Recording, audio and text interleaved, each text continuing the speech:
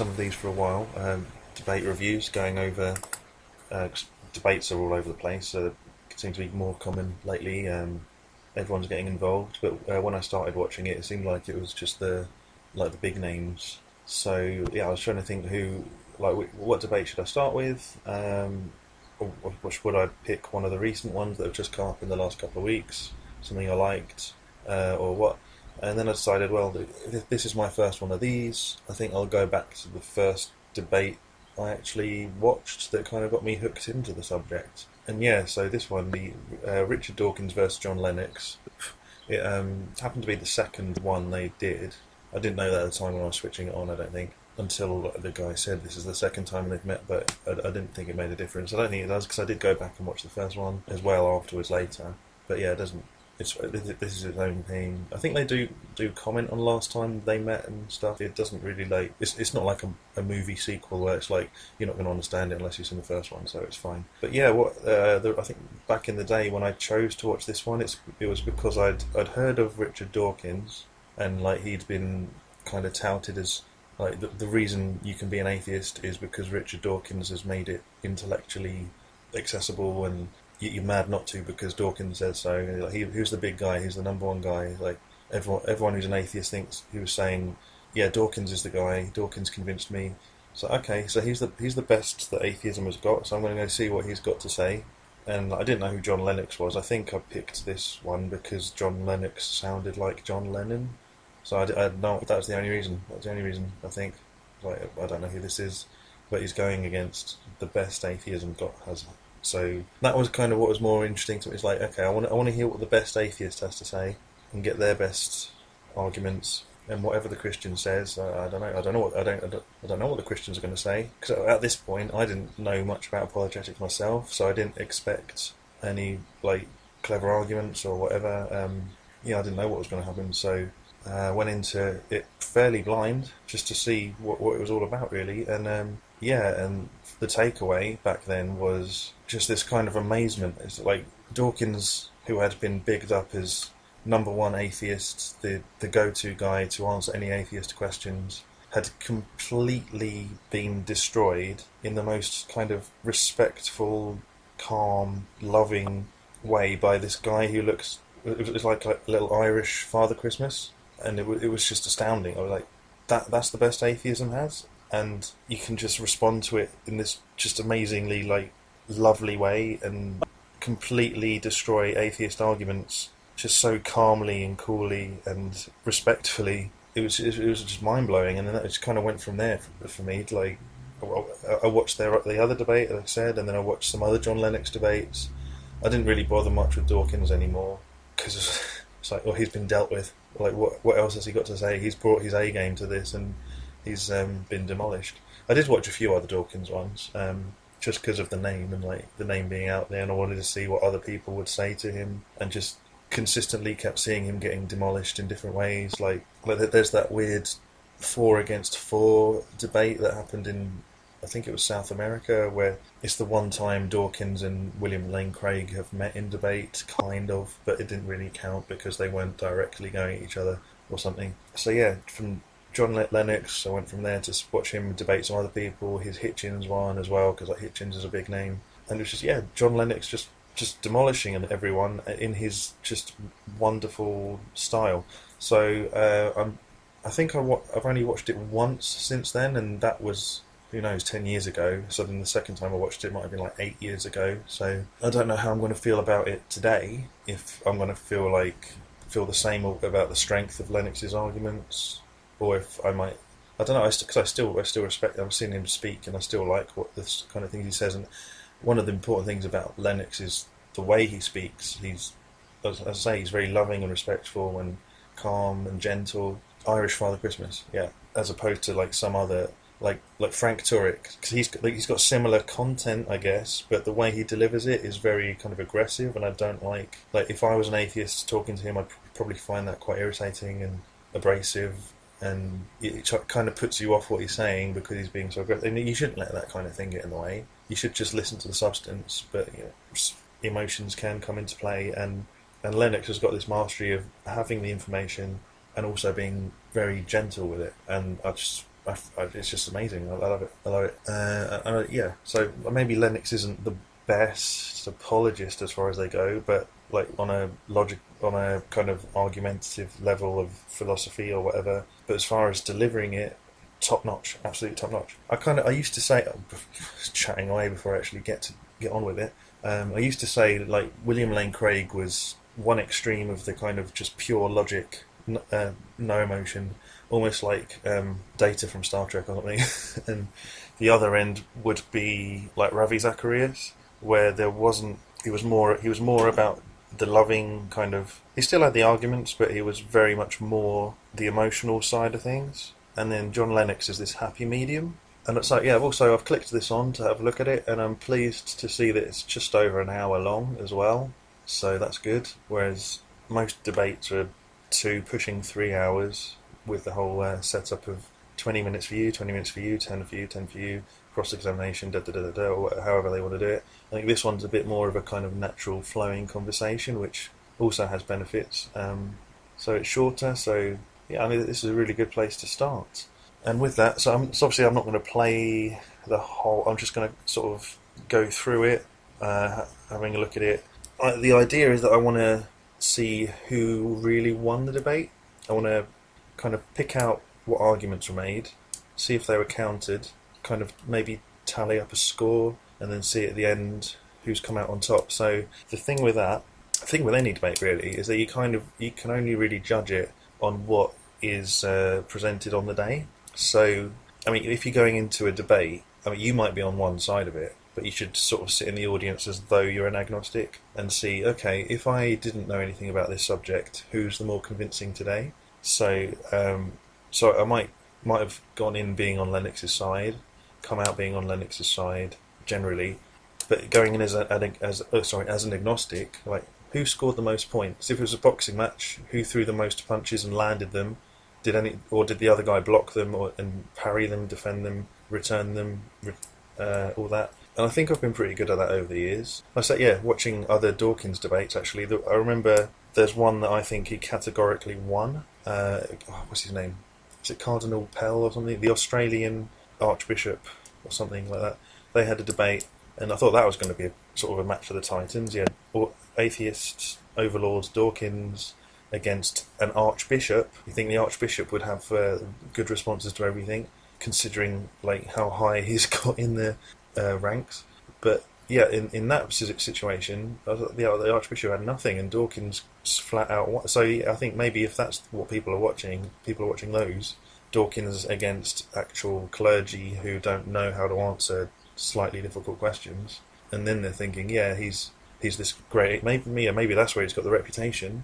But when he actually comes up against someone like Lennox or Craig or Turek or Ravi Zacharias or whoever who actually knows a bit of philosophy and has studied it in conjunction with the Bible and everything else, then he's way out of his depth.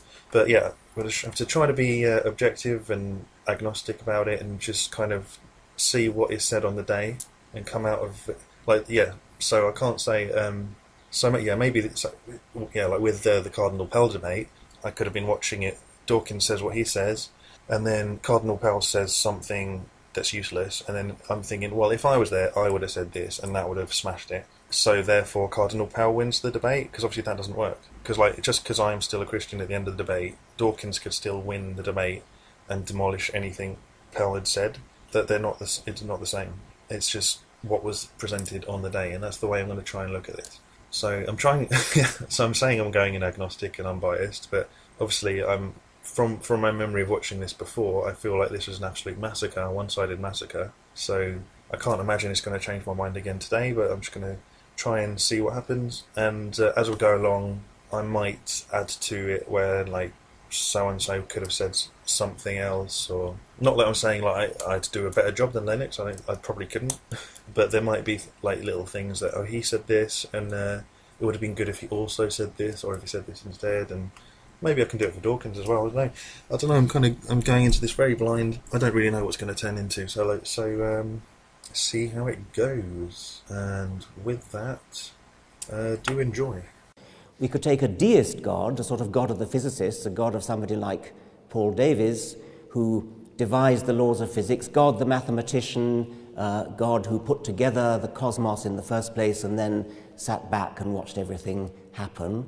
And that would be, the deist God would be one that I think it would be, one could make a reasonably respectable case for that, not a case that I would accept, but I think it is a serious discussion that we could have.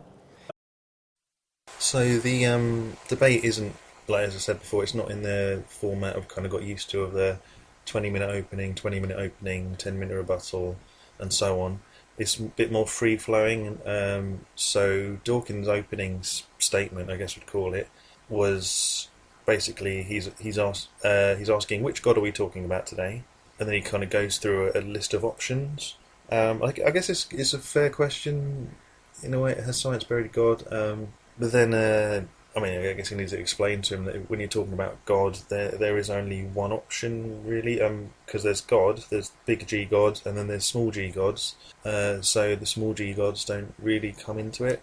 I think he talks about there's the God of the philosophers.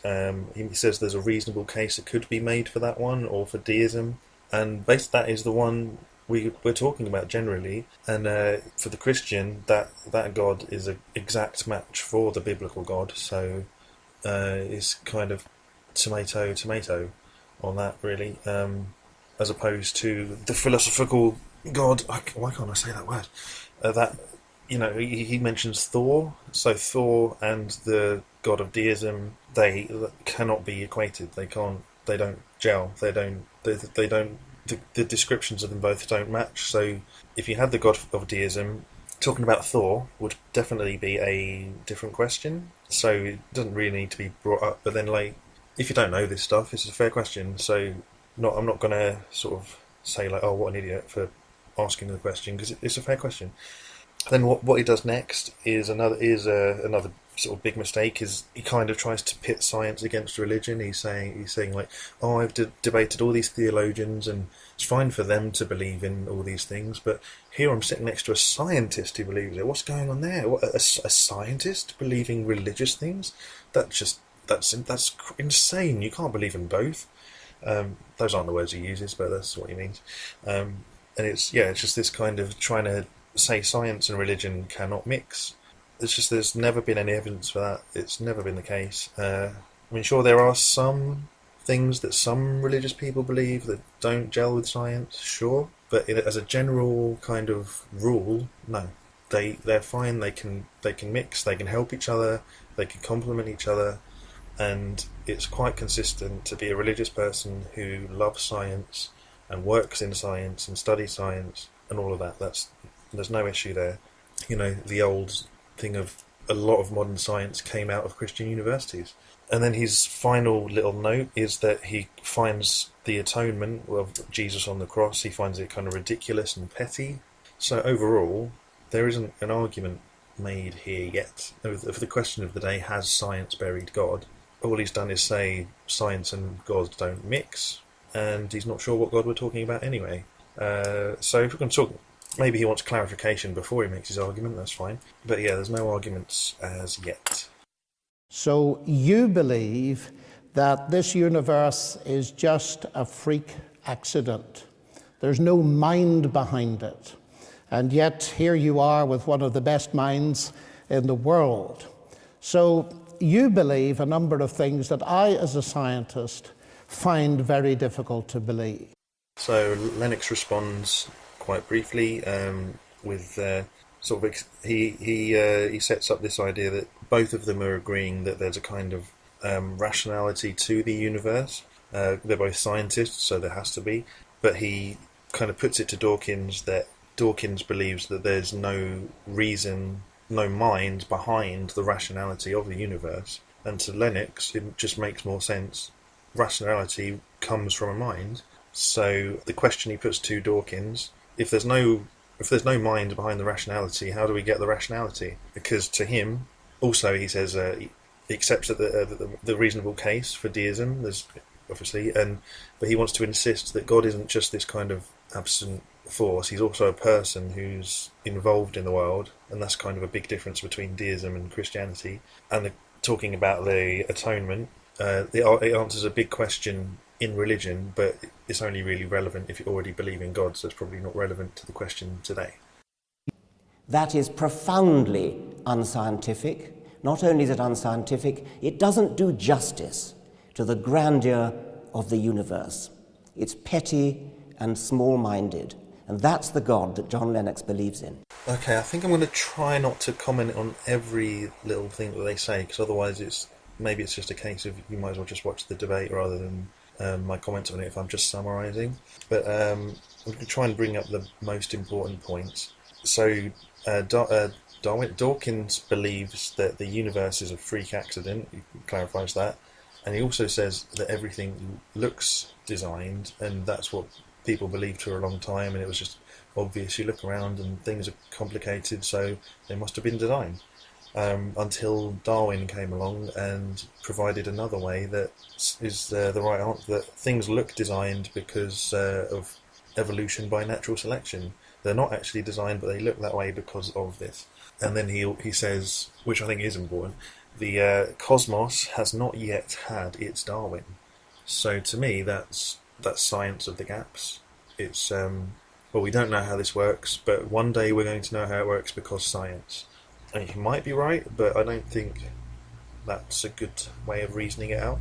He also says it's not helpful to postulate a creator because the creator needs its own explanation, which I imagine Lennox is going to go on and answer this, but it's what J. Warner Wallace has said is a very silly question. You know, does the uncaused cause need a cause?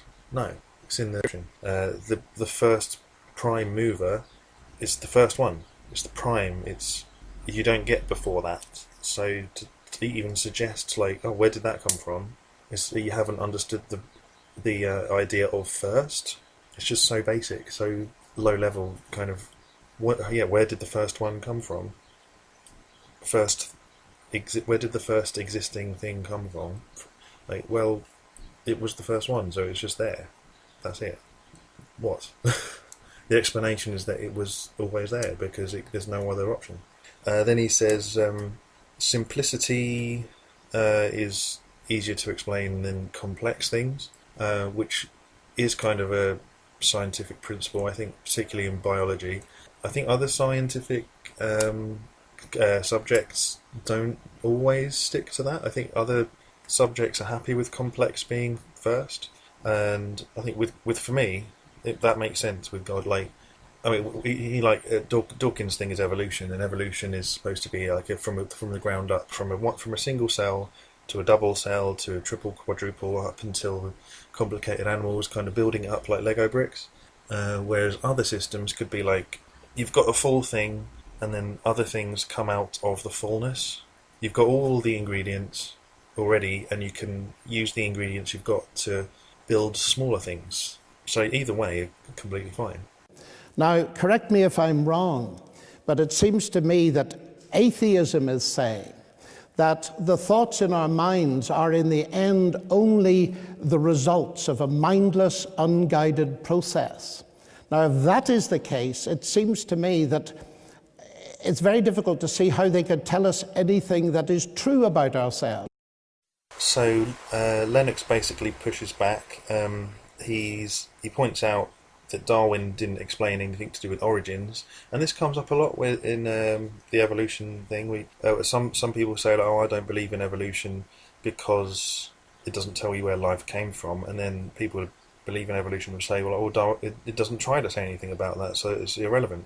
And there's some truth on both sides there, but yeah, when you're talking about origins, again, natural selection doesn't really come into the conversation because we want to talk about, okay, where did that first cell come from? How did that get there? Which is a different thing to the prime mover, because the prime mover is the ground of all reality, whereas a first cell is something that's happening within reality. So that's now within preset laws and systems and so on, where something like that shouldn't happen potentially. So what Lennox then tries to swing it back to is his original question. They're both assuming there's rational intelligibility behind everything. Lennox says that makes sense coming from a mind. Atheism says, with evolution, everything is the result of an unguided, mindless process. And he just wants to make sense of that. How do you make sense of that? rationality coming from a mind, perfect sense. Rationality coming from a mindless system, how does that make sense? Can you explain that? Can we get to that?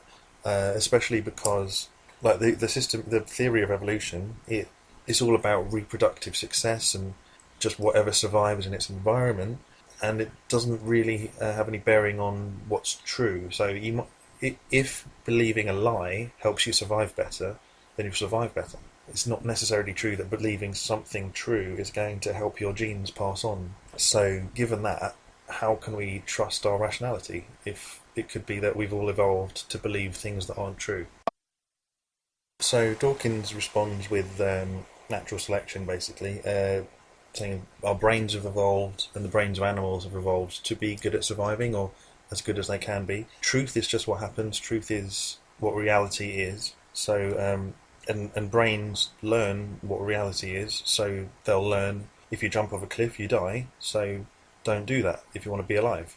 And from that, he says, well, so there you go. Brains learn true things. That's not really an issue. It's that, yeah, brains can learn true things. The idea that atheism undermines our rationality doesn't mean we can't know some true things. So, yeah, that example, that's an example of a brain has learned a true thing. But there could be other examples, like if, yeah, I don't know, racism is big at the moment. If lots of people learnt that racism was a good thing for some reason, and then they started acting out on it, and then like certain minorities or certain races were then killed off. That's not that doesn't help our truth, is it? The truth that racism is bad, but we've all learnt that racism against whichever group is good, and so we've killed them, and they haven't survived. So that's natural selection happening.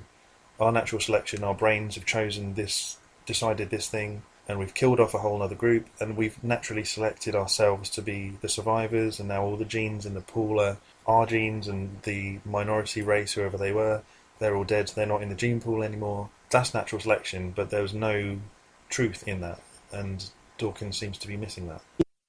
So it's kind of followed up with a bit of agreement. Lennox points out that there are people that get on well in life with lies, and Dawkins agrees to that, so that's his point kind of made moot. And then Lennox kind of puts it out there, ignoring the problem of origins. Evolution is this blind process, or could it not be, guided in some way? And Dawkins kind of says no. The whole thing of Darwinian evolution, natural selection, is that it's blind. So he's kind of closed off to the idea of theistic evolution. So these are options out there. You could have the blind evolution, or there are plenty of believers who think evolution happens the way Darwin's described it, more or less, but God's hand is behind it, guiding it certain ways, choosing these are the species we want to keep going, or whatever the reasons are for whatever. It's there are options, but kind of Dawkins is sticking to blind and mindless, and that's the hill he's going to die on. So it makes it quite straightforward to argue against, I suppose. The whole point of Darwinian natural selection is that it works without design, without foresight, But that's an without guidance. assumption. No, it's not an assumption. That is exactly how it works. So it becomes clarified that between both of them, that Dawkins believes that evolution is blind and automatic. Dawkins gives a slight concession of, you can't 100% say that's not, but it almost certainly isn't, because it's just not necessary. It's superfluous. But yeah, it's not needed as an explanation, so don't bother with it. I guess that's the Occam's razor thing, I suppose. But then Lennox is trying to explain, just because you can explain the mechanism of something, that doesn't mean there's not an agent behind it. It's not at this stage yet, but he'll probably say it at some point, about how you can put the kettle on, you can explain the bubbles boiling, the heat, and all the science behind it, but you can't explain that Grandma wanted a cup of tea by looking at the kettle. And that's the difference. You can have both explanations, and so natural selection could be the mechanism, but that doesn't say anything about whether there is or isn't an agent and who the agent is. So there's no reason to sort of throw out the agent. So they're not all alternatives. You can't. It's not a case of you can only have one or the other. You can have both. You can have one, and that's what we're trying to get at. Is it just one? And if it's just one, can you explain how it came about? If not, why not? Why not both? Dawkins also just throws out a little thing about Newton because he mentions gravity, and he says, "Oh, except he was a theist, but then everyone was back then." It's just such another kind of low-level philosophy comment. It, I think it's the genetic fallacy, isn't it? It's just because it's all sorts of things. It's the assumption that he only believed in God because he lived in a time where everyone believed in God. Well, that's probably not true to start with. So, the assumption there is like, if Newton was alive today, he wouldn't be a theist because he's very clever. He's a scientist, so he wouldn't believe in God, and that's the assumption. And it's quite a common one I guess from Dawkins' followers, really. But it's just like, okay, how you came to believe something doesn't really have any effect on whether it's true or not. So you could be told the truth by a liar and then believe the liar, and then everyone says, "Oh no, that guy's a liar. He lies almost all the time." And then for some reason you believed him that time, and no one else wants to believe that guy because he's well known to be a liar. But just because that guy's a liar doesn't mean he didn't speak the truth that one time. So, and it's a common thing with Dawkins that, oh, you only believe in Christianity because you were born in this country where Christianity is really common. It's like, well, there's loads of atheists in this country as well. So what's that about? Are you only an atheist because you live in a country where atheism is common? Just look at the different subjects and figure it out which one's right. It doesn't matter how you have this information. Just double check it and then find out, is it accurate. That's you can have a true belief without the justification for it being particularly good. Is the point there? So Lennox also pushes on this idea of Dawkins has that things have to go from simple to complex. He says, evolution by natural selection.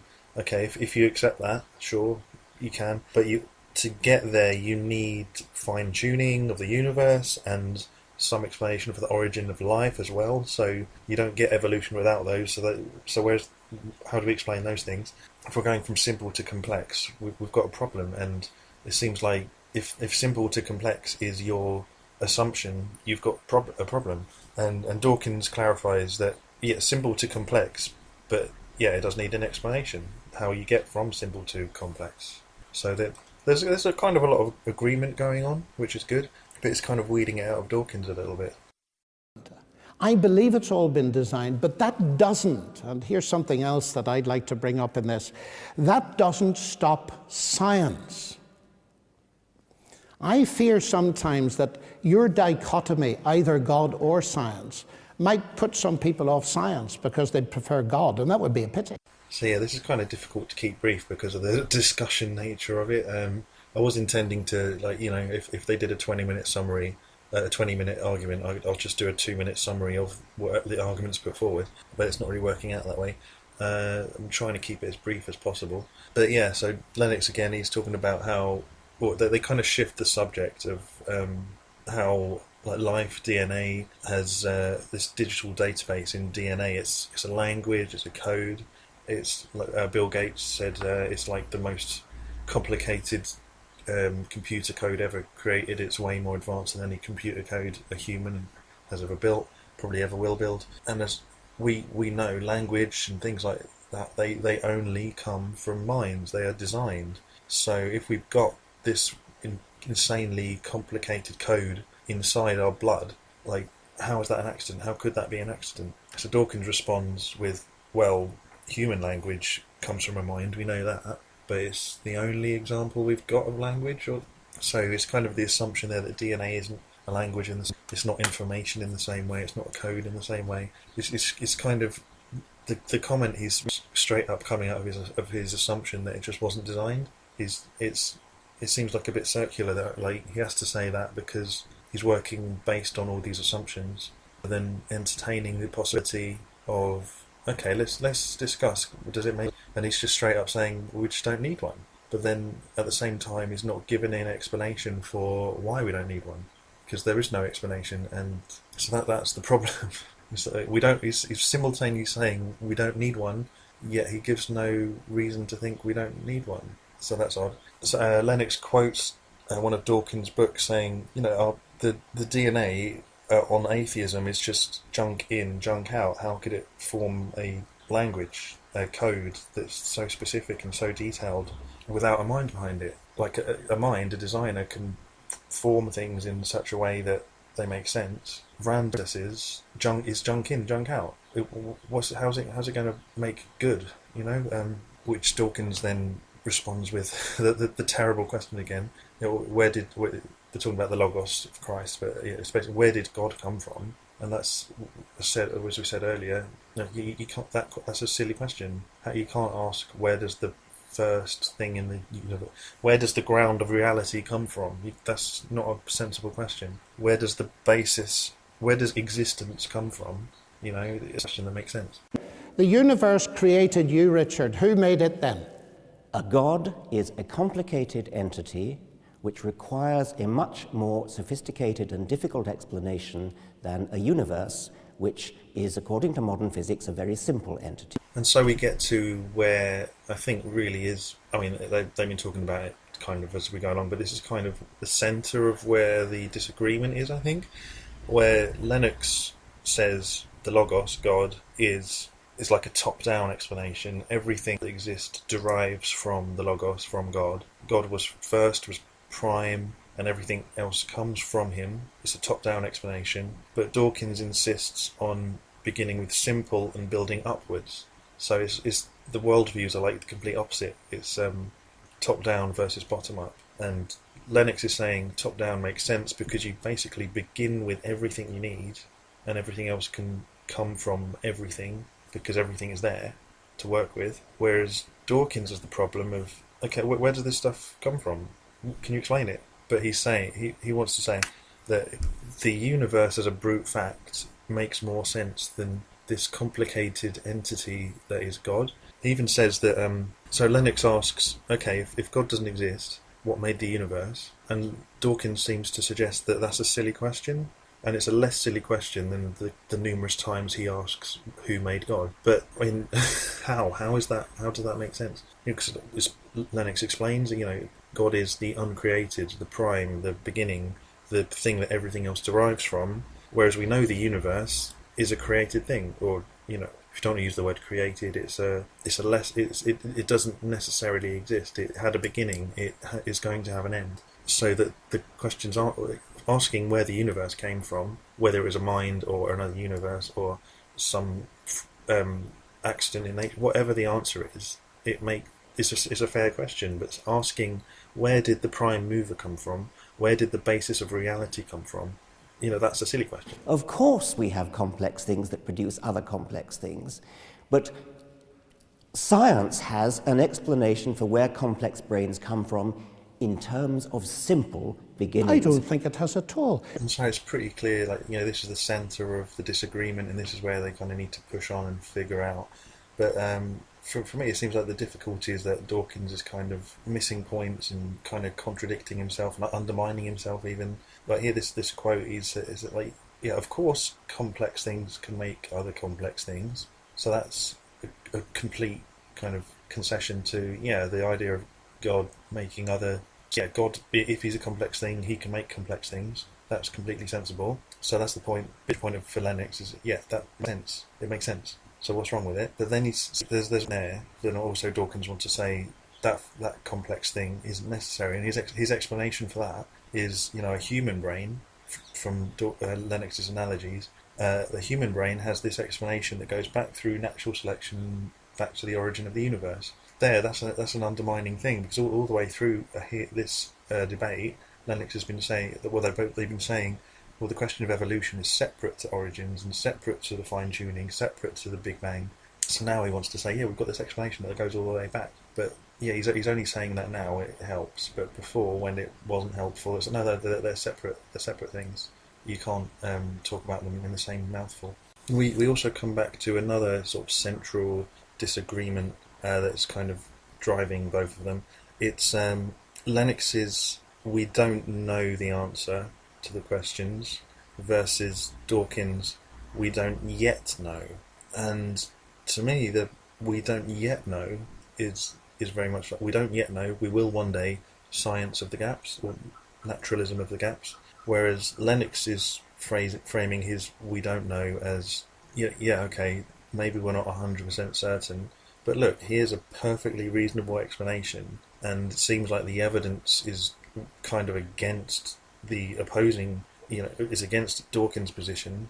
The evidence we've got, the explanation, it's actually, it's not a case of we don't know. So God of the gaps it's a case of, yeah, philosophically, mathematically, we don't 100% know because we can't know anything with certainty anyway. But here's a working explanation that there's no problems with, and it fits all the evidence, and there's evidence against the opposite claims. So this seems perfectly reasonable. At this point, it kind of swings into a slightly more theological conversation. Gets back to the atonement that Dawkins brought up earlier. Dawkins is saying doesn't understand this idea of God having himself tortured and killed. Why doesn't he just forgive everybody? Why does he have to put himself through all that? It doesn't make any sense. And Lennox responds with an explanation. I don't really want to go too I'm just summarising what they're saying, so you might as well just watch it yourself. So I just don't want to take too much away from it. So yeah, Lennox gives kind of a Christian explanation about how we're in a moral universe and it's all about justice and it's all about getting the justice that we all crave. And then Dawkins' response. Okay, suppose there is no hope, suppose there is no justice, suppose there is nothing but misery and darkness and bleakness, suppose there is nothing that we would wish for, nothing that we would hope for. Too bad! That doesn't make it true, just because God would make us feel good. And to be fair, that's a reasonable point. Just because something's unpleasant doesn't make it true. But I don't think that's really what Lennox was getting at anyway. So, but that is an important thing to, we can't just say we want justice, therefore it exists. Lennox points out that, just wanting something doesn't make it true. Just because something feels nice doesn't make it true. That's something a lot of people need to learn. But he's not. That's not what he's saying. He's saying that he talks a lot about the theology. Again, it's just well worth listening to the actual debate because he's a good speaker. But he's talking about how the theology, it makes sense. It's all reasonable. It's all rational. And obviously the question then, it all makes sense. It all fits together.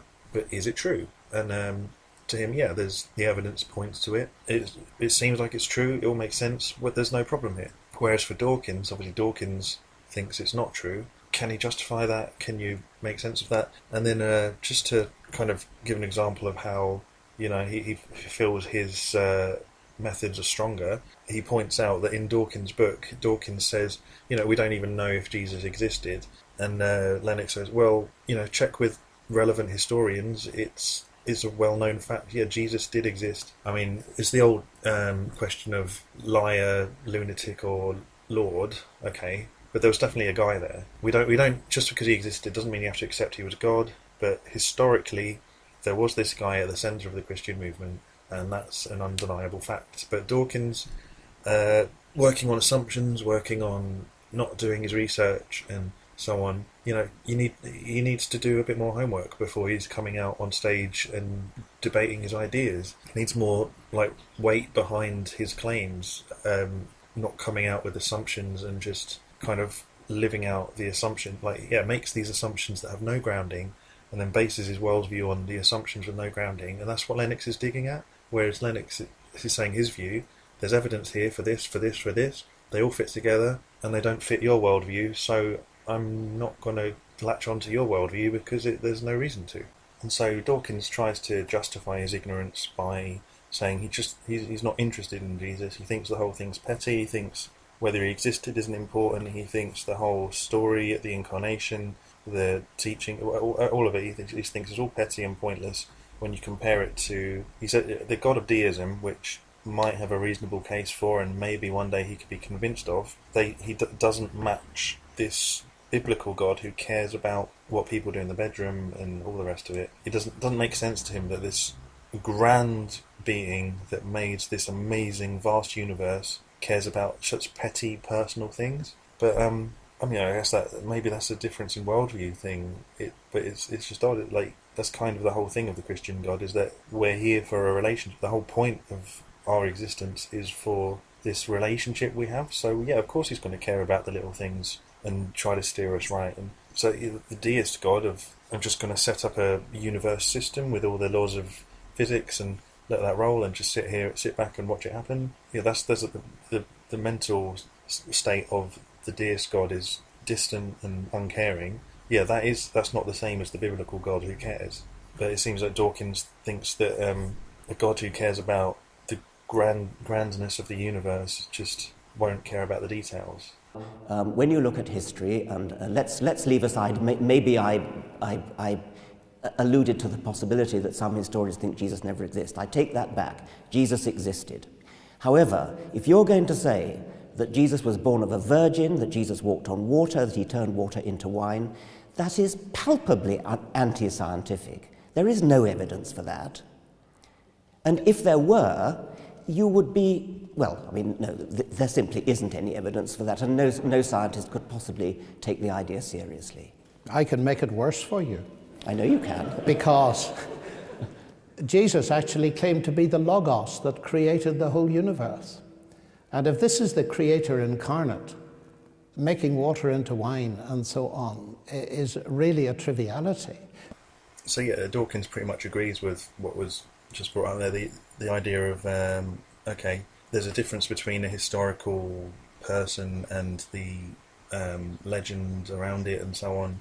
You can accept one without the other, but he insists that you can't accept the legend, you can't accept the miracles, you can't accept water into wine, walking on water, all the rest of it, because those aren't scientific things. Science says those things don't happen. And so Lennox has to explain to Dawkins what a miracle is, where you've got a natural order of things, the way things normally work, left to their own devices, or God set up a natural system, the system automatically rolls out, but that doesn't mean God can't still fiddle where he wants. He can, if he wants to randomly change some water into wine, he can. And Lennox has to remind Dawkins that Jesus is the Logos and the Logos is God, according to Christian theology. So yeah, if you're going to take the story as that explanation, then yeah, if Jesus is God, then Jesus can do these things. So it's kind of, again, the question is, all right, what's true? Is the Lord, is he a Lord or is he a liar or a lunatic? That's what we're getting at. And I mean, he hasn't said those words yet, but I think it's just in the back of my head that I know John Lennox is hugely influenced. Why can't I speak words? Influenced by C.S. Lewis, and he actually studied under him for a bit, so that might be where that's coming from. And those are the options. He's liar, lunatic, or Lord. So then the moderator kind of moves them on to the next topic about what's the meaning of life, and Lennox sort of puts it to Dawkins first. Again, on your view, is this? I mean, we're probably all aware of what the Christian view is vaguely. But atheism, what's the meaning on atheism? And Dawkins' answer is basically it's subjective, but his that's me summing it up, because what he actually says is just a weird mix of non-answer tautology mess. Repeating the same word over and over again. It's quite funny. Well, meaning is something which obviously scientists like to find, and we like to find meaning in things. We like to understand things. And as I said before, brains are selected to be functional, to work well in the real world. And one of the things that makes them work well from a survival point of view is to find meaning and correct meaning, to interpret the facts of the world in a way which fits in with what's going to happen next, for example. So you don't jump over a cliff because you understand the meaning of jumping over a cliff is that you're going to die. So meaning is something that human brains appreciate, and meaning is something that scientists appreciate in a more sophisticated way. So what is the ultimate meaning of life for you? The ultimate meaning of life depends on what you mean by it, obviously. Each one of us can make an ultimate meaning. Each one of us can have a private meaning, a purpose in our life, what we hope to achieve in our life. Or a biologist might say the ultimate meaning of life is the propagation of genes. That would be a very different kind of meaning. They're both true. I suppose the basic question for me here is, what is the nature of ultimate reality? So Lennox, of course, his description of what the meaning of life is more about ultimate purpose of everything. Dawkins spoke of meaning as what is important to you as a person. What do you enjoy? What do you think is important? You go out and do that. So that's entirely subjective, and subjective is compatible with nihilism, basically. Whereas Lennox is about, why are we actually here, though? What is the point of what human existence? What difference does it make if we didn't exist? Like, what changes apart from our existence? Is there some sort of value to us? That's what we want to know. And so it kind of moves from there to the value of people and how we're spirits, we're made in God's image. And Dawkins is trying to crowbar that into his evolutionary picture. Like, where does the soul fit into evolution? When did we evolve to have a soul? And obviously that's not a question anyone can answer, really, because it's looking at the natural side of things and trying to figure out something very spiritual. So it's using a hammer to do the job a spanner has to do, or something. It's not the right field. And he's asking all these questions, and it's like, it's the assumption of evolution is true, and so how does your view fit into evolution? Whereas, like, kind of all the way along, this debate, Lennox has been asking, okay, let's assume evolution is true, but kind of how do you get to evolution? Because if we can't get to evolution, we've got a problem. And so it's very difficult to figure that out when we don't even know for sure if evolution works the way Dawkins thinks it works. And we get this. Dawkins comes out with, hang on, do you actually believe in evolution? And Lennox is admitting, as Dawkins described it, natural selection happens, changes within species happens, but we also believe in the possibility of special creation. Maybe things evolve to a point and kind of stay there, but then when you want a new species, for example, humankind, maybe humankind were just a special creation made fully. They weren't born out of Homo erectus or evolving from something else. Maybe that was the case, and maybe that's the case with a lot of species, and that's an option. And at the moment, it doesn't seem the evidence for evolution denies that. So again, the worldview is consistent and fits the evidence. Dawkins, can you explain how your worldview fits the evidence, please? And so basically what it comes down to is Lennox is saying, I believe all these things have evidence, they all fit together, and if something isn't well evidenced, maybe it's true, maybe evolution is true as you describe it. I don't know that the evidence goes all the way, and I think there's some evidence against it, so I'm not going to put as much faith in that as you have. It doesn't seem to me like consciousness can come from evolution. That seems like a special creation. So maybe Homo erectus did become physically humankind as we are now, but there was a special insert of consciousness at some point. That's all like open to the evidence. I'm just waiting for the evidence to come in and kind of solidify a bit and to give firmer conclusions on things. Whereas Dawkins' view is, well, this is what I've got, I'm going to stick with it. Assumptions because don't want God, don't like God. God is not necessary, despite the fact that there's no alternative. It's just a mess of self-undermining and not much sense. So, and that's what Lennox keeps trying to get at and trying to weed out of him. Like, okay, you've got these assumptions. Where are you getting these assumptions? Where's the evidence behind that? Why do you think that? And you just can't get any of it out of him. And that concludes the debate. Obviously, it goes on to question time. I'm not going to cover the questions. I don't think that's really part of the debate proper. And again, I want to leave it out there so it's still valuable for you to watch. I don't want to be summarising things. And so, question answer, that's the 1 minute answer. You can watch that yourself, enjoy it yourself. And I do recommend you watch the debate anyway. This is kind of my take on it rather than being too in-depth, and I've tried to avoid summaries as best as I can. But at this point here, this is kind of the final summary of how I think overall it went, who scored the points and who wins. Probably obvious who I think won, but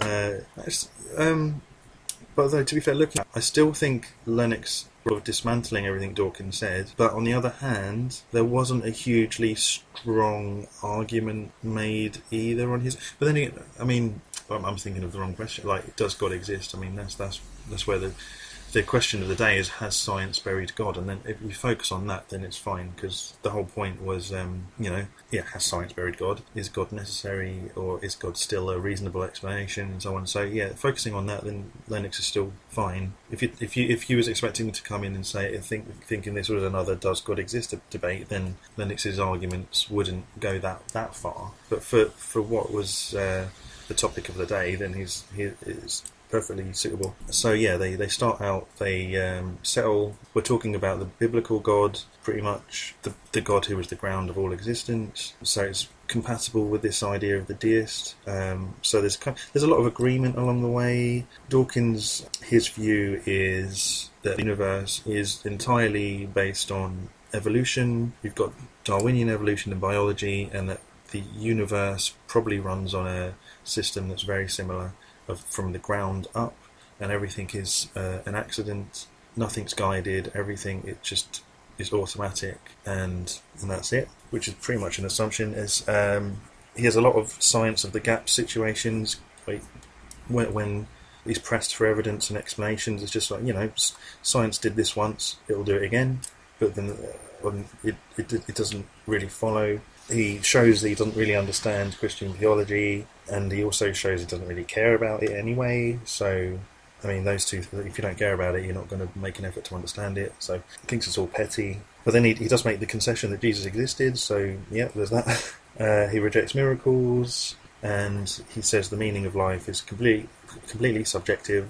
And so, yeah, you get this whole kind of thing, you being in many ways. Dawkins has this from the ground up evolution system where everything is mindless and automatic, and there's no meaning to any of it. So that's one view. And then Lennox is top down. Things are designed with purpose and meaning, and they're intelligent, and you have everything you have in the world because it's all rooted in something real and eternal and important. And that's where the conversation comes from, both ways. And for it, it is very, very one-sided for Lennox, I think. He's saying, look, here's what I think, here's why I think it, here's the reasons why, here's some things you think, and I don't necessarily disagree with all of it, but the things I disagree with are things I have evidence are wrong, and the things I might agree or disagree are things that are like, okay, they may or may not be true, I just don't think the evidence is strong enough to say they are. So it's just a perfectly reasonable worldview that relies on evidence and stays consistent, whereas Dawkins' view relies on assumptions that are ungrounded and a lot of naturalism of the gaps. So, I mean, he makes one or two good points along the way about certain things, but overall, it's a clear win. It's a clear win. Right, so this is the first time I'm doing this. I'm trying to figure out how to do a score type thing, and Dawkins has made it very difficult with all his misunderstanding and getting things wrong and conceding a lot of stuff. And I mean, I suppose so I'm just going to tot these up and have a look. Basically, I'm going to see, has he put out an argument, has it been knocked down, and has Lennox done the same, and try and tot up the scores that way. So maybe you get +1 for putting out an argument, and then you get -1 if the argument gets knocked down again, something like that. So possibly something Dawkins said along the way is going to remain standing, possibly. I'm just going to have a tot those up and see where we land. Either God exists or he doesn't, and I agree with you. agree about that, The great thing about the two of us is that we can at least talk because neither of us is a postmodern relativist. Isn't that right? Say that again. We do. Well, I'll say it again, just see that we agree about something. Alright, so looking down the list, I've tried to be as fair to Dawkins as possible, but this still seems like I'm going to be looking really biased the way it's tallied out. I decided that the scores are going to be, they can put forward an argument and it gets knocked down. If you put forward an argument, you get a point. If it gets knocked down, that point gets taken away. So a rebuttal doesn't count as a point. So you're not going to get double points if you're it has to be an original argument that doesn't get knocked down. Because otherwise, I think the rebuttals are going to end up being like, you get a point for a rebuttal and they also lose a point. So then it ends up being further apart. So it has to be an argument that doesn't get knocked down, basically, to get a point. And there was a lot of discussion about morality and meaning at the end of the debate. And the question was, has science buried God? So I don't know how relevant that was specifically. And also, the question isn't, does God exist? So you doesn't have to worry about conclusions of does God exist for sure. It's just, is it? The question is basically, is the door still open to that being a possibility? Which is kind of a lower bar, a lower burden of proof anyway. So unfortunately, Dawkins lost 5-0.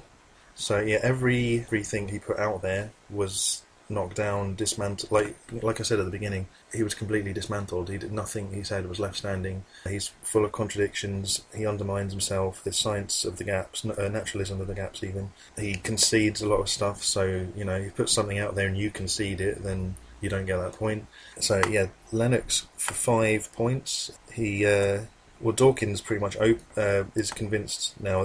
He opens with a good case can be made for deism. Deism is possible. So straight out of the gate, he's conceded that. So that I've given, but that's the whole debate. The whole debate is it possible God exists? And Dawkins comes out of the gate saying yes, a deist God could exist. So he admits defeat before he's begun. But I'm only giving 1 point instead of saying like that's a one-hit knockout. Maybe I should. Maybe that's it. Knockout. Second point, Dawkins never explains where rationality comes from on his worldview. It's a big hole, and Lennox talks about there's certain gaps that in our knowledge. It's not a God of the gaps explanation. It's a case of there's a gap in our knowledge here. How do we explain it? And deduction or inference or however you want to do it, you make a case and God fits that gap as an explanation. It's not just God did it. It's look, design needs a mind that's the greatest thing. It's a chain there. It's evidential. It's kind of the kind of evidence you get in a law court for who committed the crime. It's all these things pointing in one direction. Third point, when he talks about how different mechanisms are not mutual explanations, there's no rebuttal on that. Just because you've got a mechanistic explanation doesn't mean you can't also have an agent. They could both be working in conjunction, and that's the way theistic evolutionists look at it. You can be a Christian and believe in evolution, and there's no problem there. We're just waiting for the evidence to get a bit stronger, that's all. Number 4, evolution requires fine-tuning and the origin of life. So, we can assume that evolution, as described, has happened, but, I don't know, actually, can you even assume it?